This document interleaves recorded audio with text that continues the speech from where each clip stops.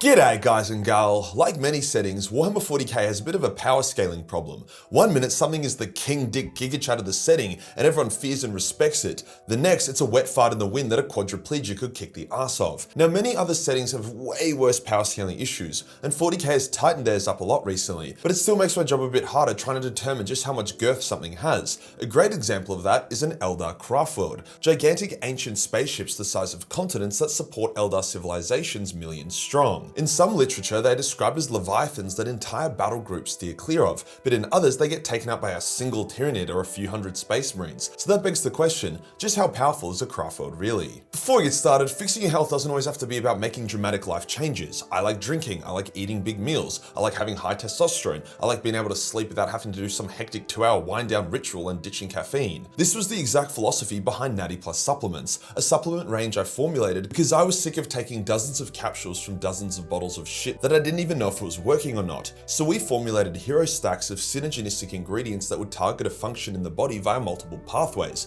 Hopefully that makes sense, meaning unlike other supplement companies, we actually get insane results and can see those results in people's blood work, of which we have dozens of examples published. Now I could go through the studies, the blood work, the testimonials, and prove to you how good these supplements are, but I've done that in like a dozen other videos, so all I'll say is that we're currently running an up to 51% off sale store-wide, so there has never been a better time to jump in and try. I personally recommend the sleep support. That shit is like crack, but instead of keeping you up for 3 days, it'll give you the best sleep of your life. Link is below. Today we'll go over just how powerful a Craftworld is really, diving into its defenses and the various times a Craftworld has been invaded or done some invading itself. Let's get into it.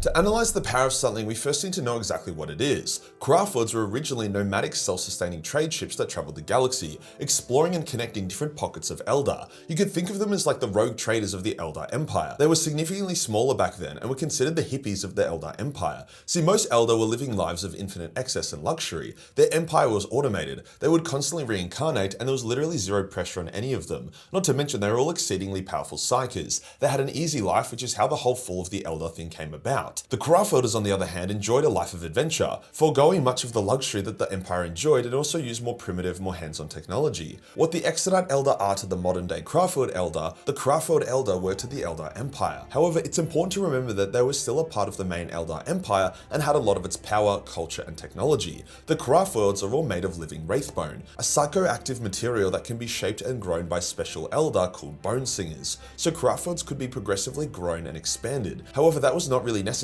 during the time of the Eldar Empire, as not many Eldar wanted to leave their lives of luxury to become nomads. Because of their nomadic nature and the fact that they only visited the Eldar Empire once in a few centuries, the Craftworlders were not affected by the Eldar all becoming a bunch of drug-addicted sluts. They were shocked when they next visited and noticed how far the Eldar had fallen. They could also clearly see the oncoming threat of Slaanesh and the doom it would spell for the Empire thanks to their Farseers. So they collected as many pure-hearted Eldar as possible from the Empire before they fucked off as far away as possible. Many of the Craftworlds were too compassionate and stayed for too long, not getting far enough away before the birth of Slaanesh dragged them back in and destroyed them. With this influx of new Eldar, as well as the Craftworlders now being the heirs to the Eldar Empire, thus tasked with the repopulation, the Bone Singers began growing the Craftworlds from large exploration vessels to becoming continent-sized juggernauts capable of housing millions of Eldar. Now you do have to remember that not every Craftworld is equal. There are major Craftworlds with tens of millions of Eldar, or even more, the riders are super inconsistent, and thousands of kilometers of diameter. Then there are minor Craftworlds with diameters in the hundreds of kilometers and populations in the high 6, low 7 figures, which does make power scaling them a massive fucking pain in the ass, but that's okay.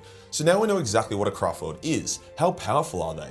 Let's first look at their military. As each Eldar can live for thousands of years and are heavily encouraged to pursue various paths during the course of their life, most of them will spend decades or centuries in military service. For some, this may just be becoming a guardian, the rank and file troops of the Eldar. However, for others, this evolves into becoming an aspect warrior, a specialized elite troop of the Eldar, with various others taking on other roles such as pilots or even titans. Because of how disease and deformity free the Eldar are, as well as their desperation for survival and the fact that their men and women are identical in strength and speed, a Craftworld under threat will virtually have its entire population militarized to defend it, with very few of those being untrained cannon fodder. One issue with Craftworlds is due to their size and the fact they have to be so versatile, i.e. they can't just be flying weapons platforms, they themselves are not super well defended. Imagine a Leviathan getting attacked by a swarm of piranhas. It just doesn't have the capability to fend them off. So Craftworlds rely on gigantic fleets of Eldar Eldar support ships and fighters to keep the enemy off their back. Like, yes, the Craftworlds do have impressive turrets and shielding and all that jazz, but there's a reason why they get boarded all the time. The same system that makes it a self-sustaining arc for the Eldar are the systems enemies exploit to land troops on its surface.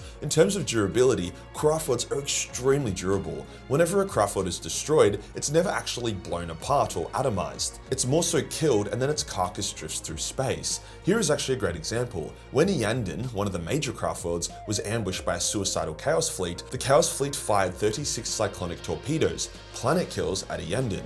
Yanden's lasers took out 35, however one got through and impacted on the Craftworld. Now these things are known to kill planets, however Yanden merely suffered hectic damage and tens of thousands of Eldar died, a tiny fraction of their population, and the ships were only able to get close enough to fire the volley because Yanden's fleet was away from the Craftworld, wiping out a Chaos force. Now I'm not sure if it was a low yield torpedo, or the Wraithbone was exceedingly strong, or the torpedoes work best by burrowing into a planet's crust before detonating, a crust that a Craftworld lacks, but either way tanking it was pretty beast by the Craftworld and shows just how durable they are. So you have these gigantic ships covered by massive fleets with millions of elite warriors fighting to protect their species. Oh yeah, and each Craftworld has their own shard of their war god, their avatars of Cain, not to mention they all have a webway gate in which reinforcements from other Craftworlds can arrive to help protect them. Sounds pretty insane, right? Well, Eldar lore is the most inconsistent in a series of inconsistent lore. In one case, a Craftworld was passing through Imperial space and the nearby navy was instructed to provide it with an escort and to show absolutely no hostility towards it, stating that they would lose badly if they did.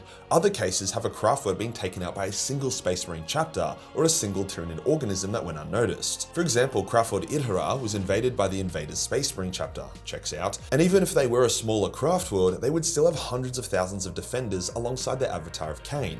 Now yes, the Legion of the Damned also rocked up, which was the pivotal factor in why the Space Marines won, but also why the fuck did they rock up? This Craftworld had been fighting hard to curb the Tyranids, and another Craftworld avenged this one by blowing up the invaders' home planet. So overall it just seemed like a huge L for the Space Marines, and one that didn't make much sense. They basically invaded, took out the avatar of Cain, and then that was it, the Craftworld was considered destroyed. Now to give them some benefit of the doubt, they more than likely did what Space Marines do best: shock assault, rip their way into the heart of the enemy, tear out the heart and then fall back. More than likely the Space Marines landed, went straight for the Craftworld's infinity circuit, planted some charges and blew it up. A Craftworld needs its infinity circuit. It's literally the heart and brain of the Craftworld. Without it, a Craftworld is just a massive piece of Wraithbone. So I imagine the Eldar abandoned it to become Corsairs or join other Craftworlds, with only a small percentage of them actually dying in the attack. The Doom of Malantai was another strange one. Malantai was invaded by Tyranids and managed to fend them off pretty easily. However, a small Tyranid bioform, a prototype for the psychic Zoanthrope, managed to sneak on board,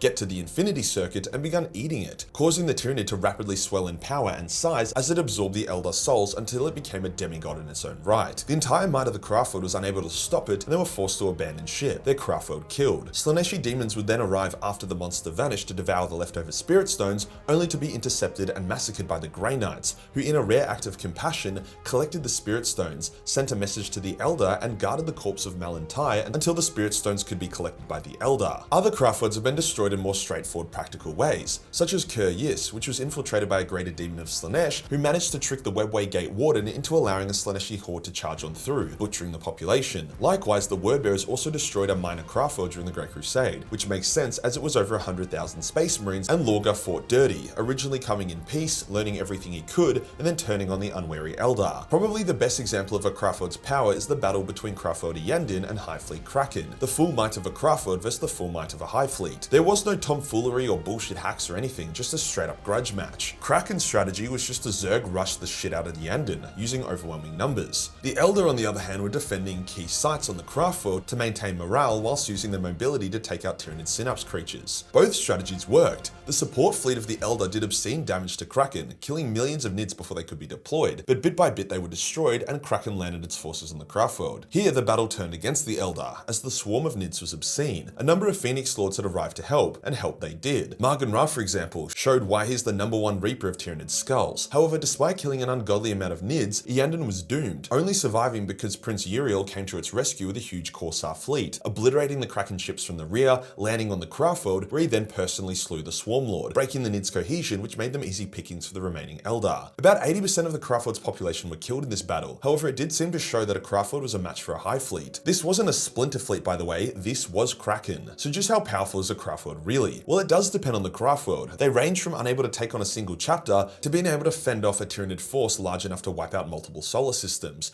Ignoring the outliers and strange older lore, a Craftworld is the greatest and most powerful class of ship by far. Glorianas, Abyssal class, Emperor class, none of these hold a candle. The only ships that could rival a Craftworld would be shit like the Phalanx, the Rock, or a Blackstone Fortress, with only the Phalanx potentially being able to 1v1 a Craftworld and come out on top. Now the reason why the Eldar don't use the Craftworlds more aggressively is that unlike the Phalanx, which can take a beating and move on with its life, Craftworlds taking a beating sucks for the Eldar, as a lot of those bombs will land on shit like shrines, habitation areas, and schools. In modern lore, which is a lot more cohesive, invasions of Craftworlds are a big deal and rarely end well for the invader, the Fracture of Baal Tan being another good example. If you enjoyed the video and you want to support the channel, then pick up a Natty Plus sub, up to 51% off store-wide. Don't miss out. Join the Discord for more memes and I'll see you in the next one. Peace.